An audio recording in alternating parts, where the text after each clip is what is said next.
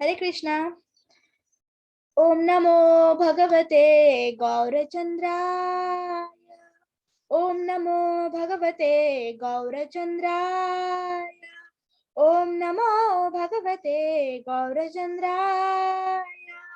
मूकं करोति वाचालं भङ्गुं लङ्घयते गिरिं यत्कृपातमहं वन्दे श्रीगुरुं दीनतारिणं परमानन्दमाधवं श्रीचैतन्यईश्वरं। हरि ओम तत्सत्। हरे कृष्णा कृष्णा कृष्णा हरे हरे, हरे राम राम राम हरे हरे। नमः विष्णुपादाय कृष्णप्रेष्ठाय भूतले श्रीमते भक्तिवेदांत स्वामिन्निति नामिने। नमस्ते सरस्वती देवे गौरवाणी प्रचारिणे निर्विशेष शून्यवादी पाश्चात्य देश तारिणे। हरे कृष्णा। आज 9 मार्च से लेके 17 मार्च तक हम लोग गौर कथा करेंगे। जितना दिन जाएगा उतना दिन करेंगे हम लोग गौर कथा, क्योंकि हम लोग का गौर पूर्णिमा आ रहा है 18 तारीख को। गौर पूर्णिमा है, हम लोग करेंगे। तो हम लोग शुरू करते हैं। तो ये जो हम लोग गौर कथा लेने वाले हैं, ये हम लोग श्री प्रभुपाद जी का श्रीमद् भागवतम से जो इंट्रोडक्शन है वहां से मैं ले रही हूँ। बहुत बड़ा है।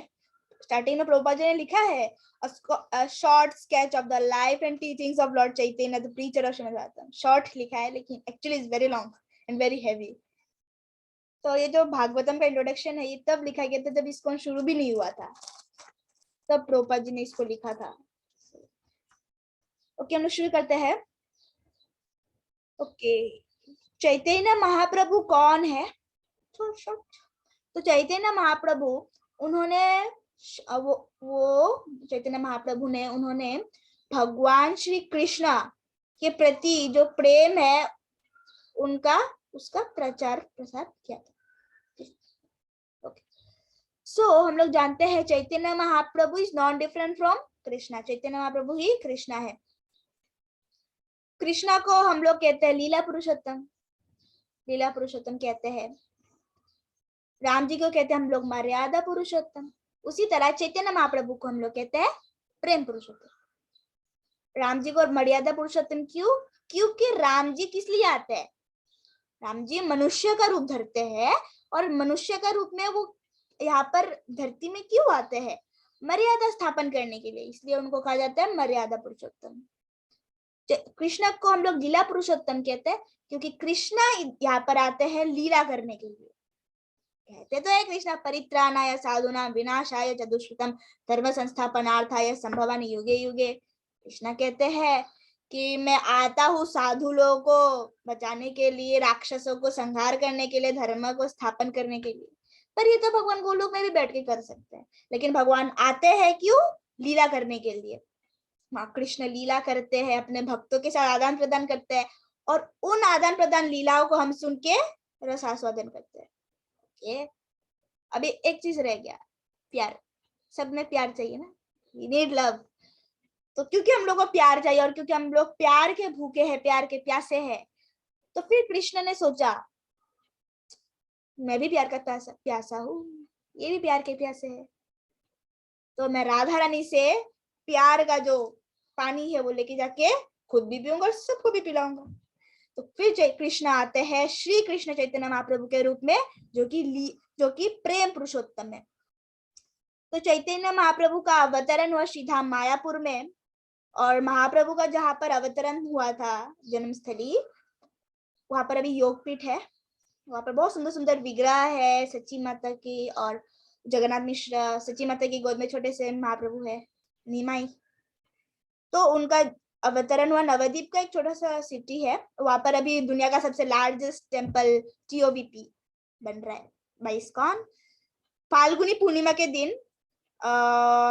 1407 Shakabda corresponding to February 1486 by the Christian calendar. हम लोग के कैलेंडर के अनुसार 1486 को उनका अवतरण हुआ था, फरवरी के दिन, फरवरी के महीने में।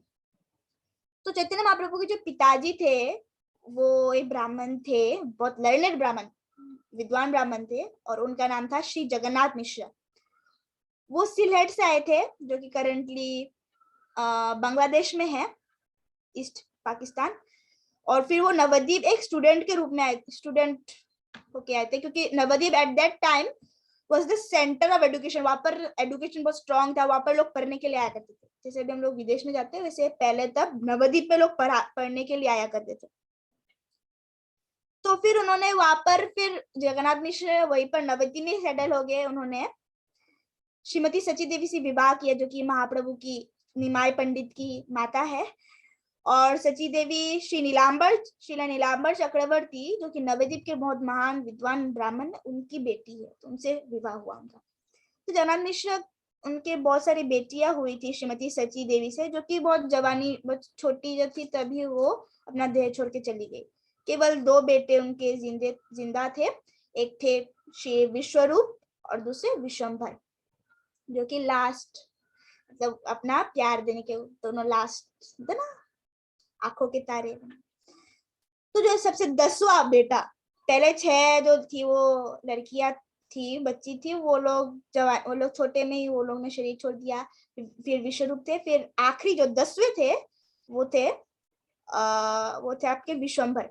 फिर उनको बाद में जाके निमाई पंडित के रूप में भी जाना गया। और उसके बाद फिर निमाई पंडित ने जब संन्यास ले लिया, उसके बाद उनको श्री चैतन्य महाप्रभु के रूप में जाना जाने लगा। चैतन्य महाप्रभु ने अपने लीलाएं 48 ईयर्स के लिए लीलाएं उन्होंने की। और फिर 1455 शकाब्द कैलेंडर के अनुसार, नॉट क्रिश्चियन कैलेंडर, शकाब्द कैलेंडर के अनुसार पुरी में उन्होंने अपना लीला समाप्त किया। पहले 24 साल वो नवद्वीप में एक स्टूडेंट होके रहे और गृहस्थ। उनकी 2 पत्नी थी। पहली पत्नी थी श्रीमती लक्ष्मी प्रिया, जो कि जब भगवान अपने घर से दूर थे, तो कई दूसरे गांव गए थे, तब लक्ष्मी प्रिया देवी ने भगवान निमाई पंडित के विरह में उन्होंने अपना देह त्याग कर दिया था। वो तो बोलते सांप काट के, लेकिन एक्चुअली में महाप्रभु के विरह में उन्होंने अपना शरीर छोड़ दिया था। फिर जब वो ईस्ट बंगाल से लौटे, फिर उनकी माता सची माता ने बोला आप दूसरी पत्नी स्वीकार करो। निमाई पंडित की इच्छा नहीं थी, लेकिन माता श्री के क्योंकि उन्होंने बोला, तो फिर निमाई पंडित ने दूसरी पत्नी को स्वीकार किया। उनकी दूसरी पत्नी थी श्रीमती विष्णुप्रिया देवी, जो कि पूरा जीवन वो भगवान के विरह में ही रही। 90 साल तक वो रही। महाप्रभु ने संन्यास ले लिया था इसलिए, क्योंकि महाप्रभु ने 24 साल की उम्र में संन्यास ले लिया था, जबकि विष्णुप्रिया देवी तब केवल 16 साल की थी। संन्यास लेने के बाद महाप्रभु ने अपना जो हेडक्वार्टर था वो जगन्नाथपुरी में किया, अपनी माता सची माता के रिक्वेस्ट में कि अगर तुम जगन्नाथपुरी में रहते हो तो मैं तुम्हारा इंफॉर्मेशन दे पाऊंगी, क्योंकि तब क्या हुआ करता था, नवद्वीप के सारे लोग रथ यात्रा के समय में वहां पर आ जाया करते थे। महाप्रभु की इच्छा थी मैं वृंदावन जाओ, वहां पर रहूं, लेकिन सची माता ने बोला जगन्नाथपुरी जाओ। तो माता श्री का आज्ञा से वो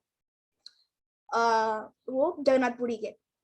तो वहां पर वो 24 साल रहे, मोर 24 ईयर्स भगवान वहां पर पुरी में रहे।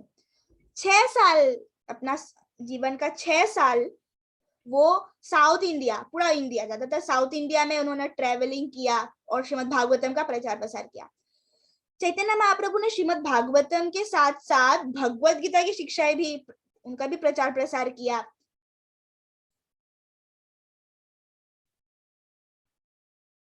तो भगवत गीता में भगवान कृष्ण को ही परम भगवान कहा गया है, एंड दैट्स द ट्रूथ। और पूरा गीता का जो मेन, जो लास्ट टीचिंग है, कृष्ण क्या कहते हैं, सर्वधर्मान् परित्यज्य मामेकं शरणं व्रज अहम त्वं सर्व पापेभ्यो मोक्षयिष्यामि मा शुचः। मतलब कृष्ण कहते हैं अर्जुन को, हे अर्जुन, सारे धर्म त्याग कर दो। धर्म मतलब कि नॉट ओनली हिंदू क्रिश्चियन, मतलब कि जो सारे धर्म है, पति धर्म, पत्नी धर्म, ये सब छोड़ दो और मुझे सरेंडर करो। धर्म का मतलब, धर्म का बहुत सारे मीनिंग है, जैसे कि सर्वधर्मान परित्यज्य, मतलब कि हम लोग कितने सारे ड्यूटीज रहते हैं ना, सो इसका प्रति ड्यूटी, इसका प्रति ड्यूटी, इतना सारा ड्यूटी, हम इतना ड्यूटी में हम लोग भगवान को ही भूल जाते हैं, और ड्यूटी टुवर्ड्स कृष्णा ये भूल जाते हैं। तो कृष्णा बोलते हैं सारा धर्म छोड़ दो, मेरे में सरेंडर करो, मुझे शरणागत लो। अब इसका मतलब ये नहीं कि आप सारा छोड़ के भी बस कृष्णा कृष्णा करते रहो। युक्त वैराग्य मतलब कि वैरागी हो, लेकिन युक्त मतलब कि युक्त वैराग्य, रूपा गोस्वामी ने, हम लोग के सरय गोस्वामी से उन्होंने बोला है कि युक्त वैराग्य मतलब कि हम लोग जो भी करें वो कृष्ण से जोड़ के करें। हम लोग जो भी करें, जैसे हम लोग खाना पका रहे हैं, हम लोग कृष्ण के लिए पकाए, गाना गा रहे हैं कृष्ण के लिए गाए, पढ़ रहे हैं कृष्ण के लिए पढ़े। तो जब हम सब कुछ कृष्ण से जोड़ देते हैं, अपना पूरा जीवन शैली कृष्ण से जोड़ देते हैं, तब जाके उसको बोलते हैं युक्त वैराग्य। मतलब कि हम लोग को आसक्ति नहीं होगी, हम लोग आसक्ति नहीं होगी कि ये मेरा है वो मेरी है। हम लोग लगेगा कि सब कृष्ण के है और भगवान ने मुझे दिया है ताकि मैं इनकी सेवा कर सकूं।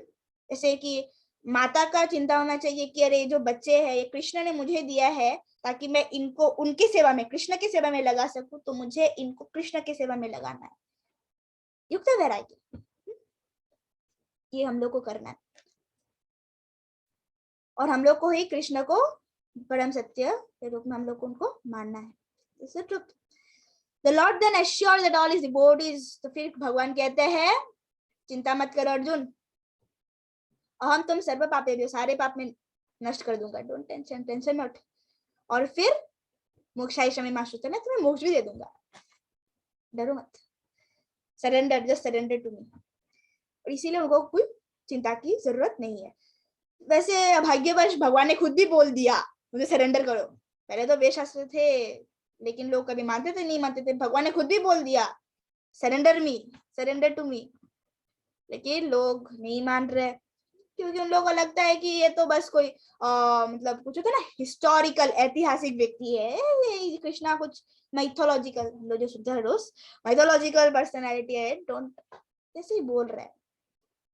जैसे बहुत लोग टीकाएं लिखते हैं, मतलब कमेंट्रीज लिखते हैं गीता के ऊपर, तो उसमें वो लोग बताते हैं कृष्णा ने नहीं बोला ये सब, कृष्णा के अंदर जो लाइट है ना उसने बोला है, ऐसे बोलते हैं लोग। जबकि कृष्ण ने कहीं पर नहीं बोला है कि हे अर्जुन मेरे अंदर में जो लाइट है वो ये बोल रहा है, मैं नहीं बोल रहा, ऐसा कुछ नहीं है। भगवान के शरीर में आत्मा में कोई डिफरेंस नहीं है, हम लोग का डिफरेंस होता है। मेरा बॉडी जो है अलग है, मेरा आत्मा अलग है, मेरा बॉडी जैसे दिखता है वैसे मेरा आत्मा नहीं दिखता है, लेकिन कृष्णा का एवरीथिंग इज सेम, कृष्णा का ये कोई डिफरेंस नहीं रहता।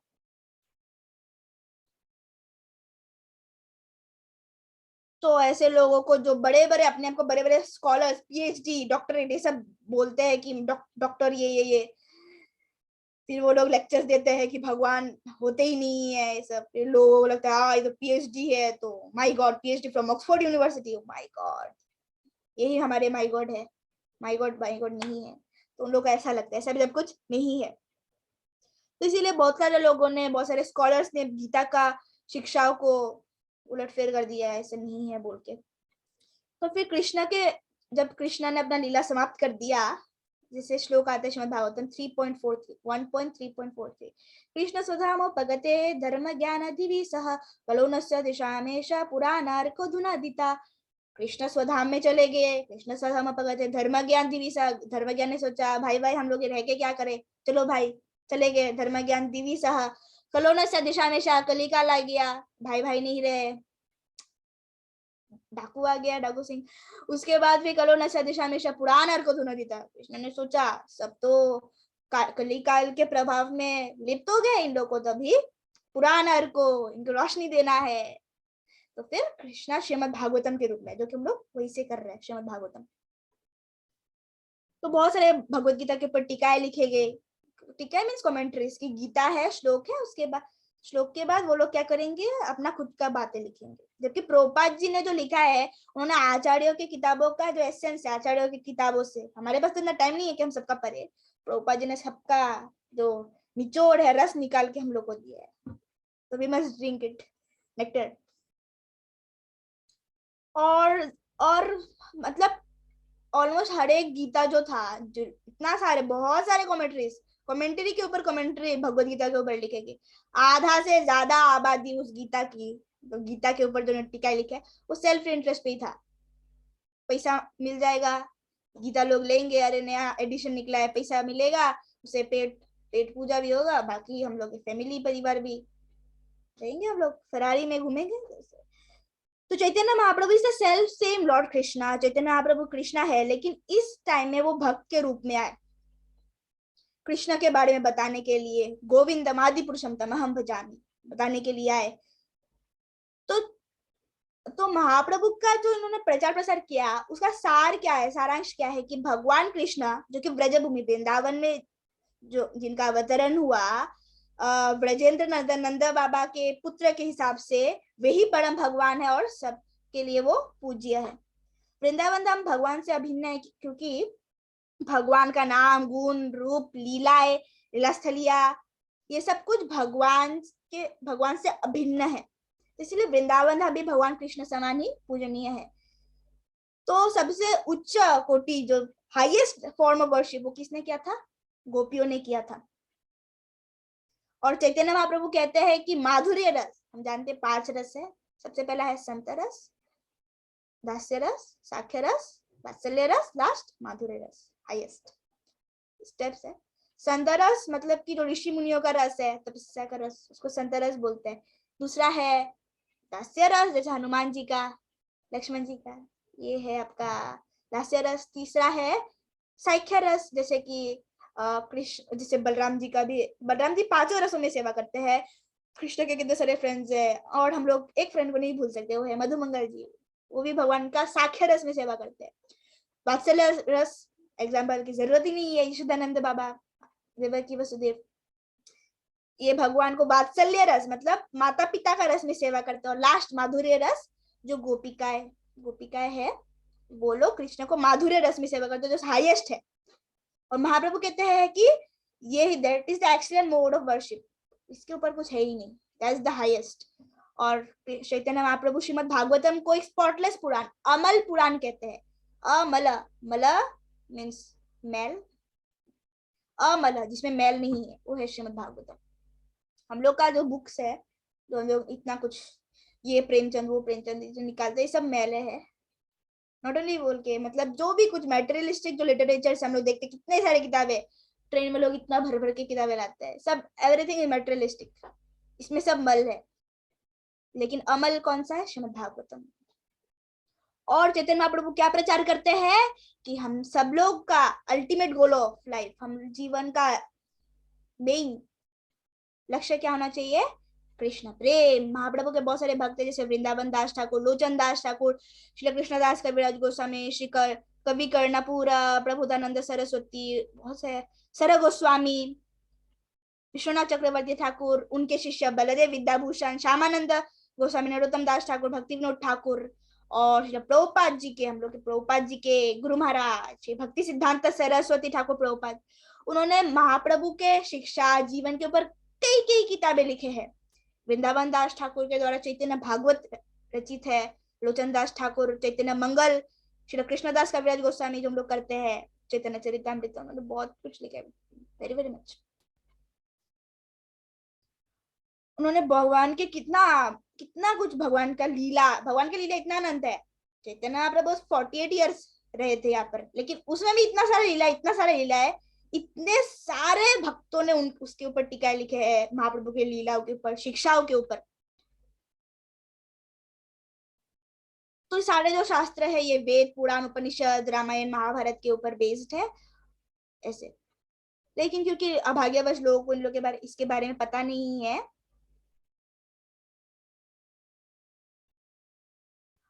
तो इसलिए वो लोग सुख शांति में नहीं है। लेकिन जब वो लोग महाप्रभु की लीलाएं पढ़ेंगे तो वो लोग सुख शांति होगा, आनंद आएगा उन लोगों के जीवन में।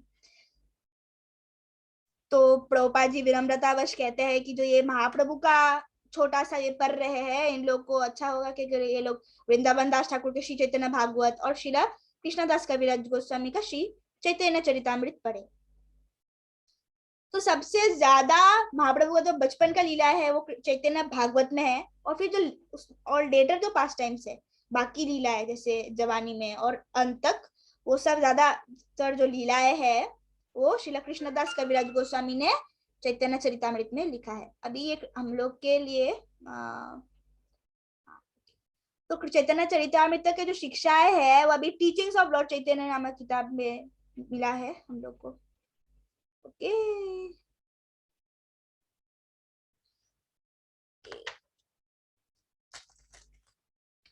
तो महाप्रभु का अवतरण में हम लोग वापस से आते हैं। उनका अवतरण हुआ फाल्गुनी पूर्णिमा के दिन इवनिंग 1407 शकाब्द, नॉट हम लोग का कैलेंडर नहीं अलग है। और भगवान की इच्छा से उस दिन चंद्र ग्रहण था, चंद्र ग्रहण, और चंद्र ग्रहण के टाइम पे ये हिंदू लोग जो हिंदू लोग हैं उन लोग का ये एक नियम है कि वो लोग गंगा में नहाएंगे या कुछ भी पवित्र नदी में वो लोग नहाएंगे और वैदिक मंत्र शुद्ध होने के लिए वो लोग उच्चारण करेंगे। तो जब चैतन्य महाप्रभु का अवतरण हुआ चंद्र ग्रहण के दिन, तो वहां पर पूरा जो भारत था वो जोर जोर से कह रहा था हरे कृष्णा कृष्णा कृष्णा हरे हरे, हरे राम राम राम हरे हरे। तो ये मंत्र उच्चारण कर रहे थे सब लोग जोर जोर से, पूरा इंडिया, जैसे कि मान लो कृष्ण खुद ही आ गए। Yes, Krishna has come in the form of Nimai. तो भगवान का अवतरण और चंद्र ग्रहण ये दोनों भगवान का मिशन के बारे में कुछ बोलते हैं। तो महाप्रभु का मिशन था कि कली काल में हरिनाम का प्रचार हो। कली काल में कितना सारा छोटे छोटे बातों पे लड़ाई हो रहा है, जैसे भी यूक्रेन रशिया वार है, सब जानते हैं। तो वहां पर लड़ाई हो रहा है छोटी सी बात पे, नाटो देश से मिल लिया, लड़ो मारो पीटो उसको। तो लड़ाई हो रहा है, ये इसको सपोर्ट कर रहा है, वो उसको सपोर्ट कर रहा है, ये सपोर्ट वो सपोर्ट, ये सपोर्ट वो सपोर्ट, युद्ध हो रहा है। लेकिन अगर वहां पर हरिनाम होता, अगर जो प्रेसिडेंट होते वो कृष्ण भक्त होते, तो लड़ाई होता भी तो फिर कुछ ही मिनटों में खत्म हो जाता। भक्त का हृदय भी कोमल होता है।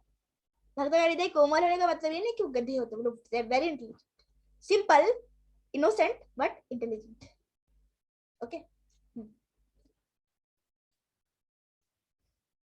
तो महाप्रभु का अवतरण हो गया। अभी जब महाप्रभु सची माता की गोद में रहते तो वो रोते रहते, रोना रोकते ही नहीं, जब तक सारे जो स्त्रियां थी, गांव की सारी स्त्रियां जो थी, वो लोग आके हरि नाम नहीं करते, हरि बोल हरि बोल, हरि हरि हरि बोल, हरि बोल हरि बोल, हरि हरि हरि बोल, जब तक सारी स्त्रियां लोग ऐसे नहीं करते, महाप्रभु रोना मतलब रोकते ही नहीं। तो महाप्रभु ने अपना अवतरण के ठीक टाइम से उन्होंने शुरू कर दिया प्रीचिंग, 24 घंटा हरिनाम संकीर्तन। मुझे नहीं रुलाना है ना, तो कभी कभार क्या करते थे जो जवान लड़कियां थे ना, यंग गर्ल्स, क्या करते थे, महाप्रभु को रुलाने में उनको मजा आता था, तो थोड़ा सा पिंच करेंगे, महाप्रभु रोना शुरू करेंगे, उसके बाद हरि बोल करेंगे, महाप्रभु खुश हो जाएंगे, फिर वापस से फिर रोक देंगे हरि नाम, तो महाप्रभु रोना शुरू कर देंगे, फिर वापस से हरि बोल करेंगे, वो रोना बंद कर देंगे। ऐसे करके वो लोग खेला करते थे।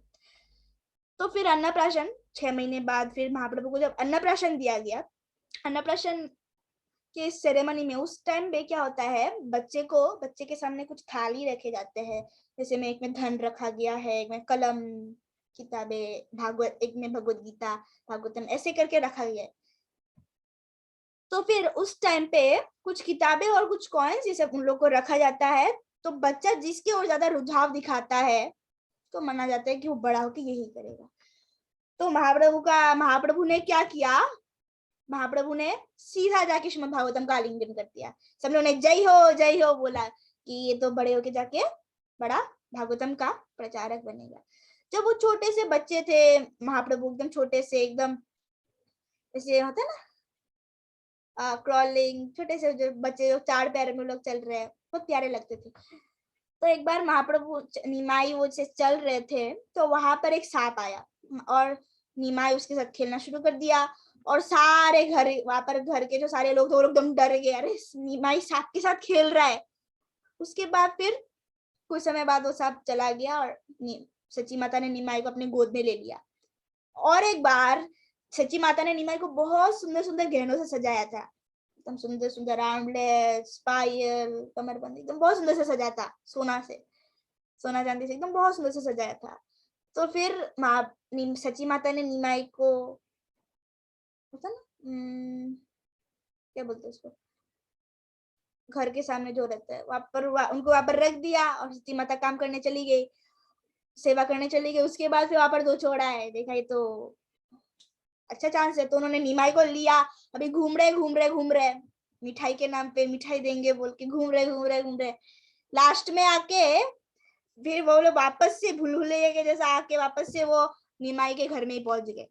वो लोग सोच रहे अरे हुआ क्या, और वहां पर सब लोग, जगन्नाथ मिश्रा, सची माता, सब ढूंढ रहे, निमाई कहाँ हो तुम, निमाई। देखा तो ये दोनों जो व्यक्ति है ये निमाई को लेके, उनको लगा कि हमारे खोए हुए बेटे को लाए हैं बोल के उनको लगा, जबकि लोग चोरी करके ये लोग ही लेके गए थे। फिर वो लोग वहां पर निमाई को रख के चले गए। तो कुछ अद्भुत ही बच्चा है ऐसे। तो एक बार एक ब्राह्मण आए जगन्नाथ मिश्र के घर में, और जब जगन्नाथ मिश्र के घर में आके वो अपने गोपाल, अपने उनका एक गोपाल था, तो गोपाल को वो भोग चढ़ा रहे थे। भोग चढ़ा रहे थे तो अभी ब्राह्मण ब्राह्मण भोग चढ़ा रहा था, तो घंटी बजाया। जैसे उन्होंने घंटी बजाया तो वहां पर नीमाया के सारा खाना शुरू कर दिया। अभी खा रहे हैं। फिर ब्राह्मण ने बोला सर्वनाश कर दिया इसने तो। उसके बाद फिर वापस से, अभी वो तो खा लिया तो भगवान को चढ़ा नहीं सकते, तो उसको हटाया। फिर वापस से उन्होंने पकाया। फिर वापस से भगवान को भोग लगाया। फिर वापस से जैसे ही घंटी बजाया, निमाया के खाना शुरू कर दिया। फिर